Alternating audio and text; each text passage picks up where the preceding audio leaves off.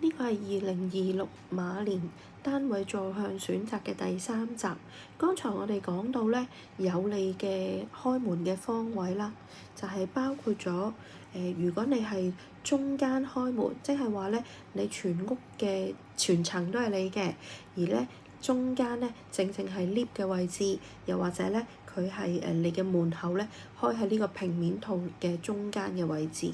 咁呢個係比較少見啲嘅，咁可能咧要豪宅啊、大屋啊先至有機會用到。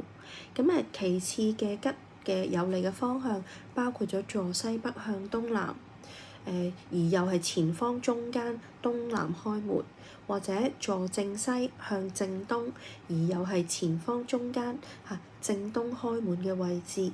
咁呢一啲咧都係比較有利嘅選擇。仲有2個方位嘅，包括咗坐正南向正北，前方中間開正北門。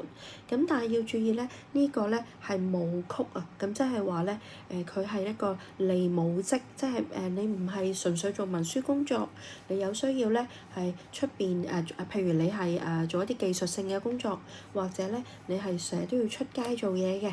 咁呢啲咧唔係非文職工作，咁都係咧有利，譬如權力啦、升職加人工啊咁樣嘅追求。不過要注意呢個位咧，佢去到2027年咧，佢就係唔好嘅方位嚟㗎。咁所以咧，只係1年，咁話未必。如果你住係短住1年就冇問題。咁但係如果你話長線咧，你個2027嘅宅運咧又會受到影響。需要做一啲咧比較即係會成日受到牽連或者化解。跟住另外一個方位咧就係呢個坐西南向東北，咁咧前方中間開門，東北開門，意思咧就係文昌星到嘅位置。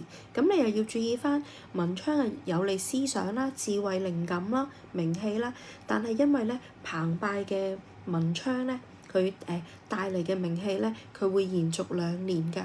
咁2027年就會咧是非就會比較多。咁你係咪可以處理到咧？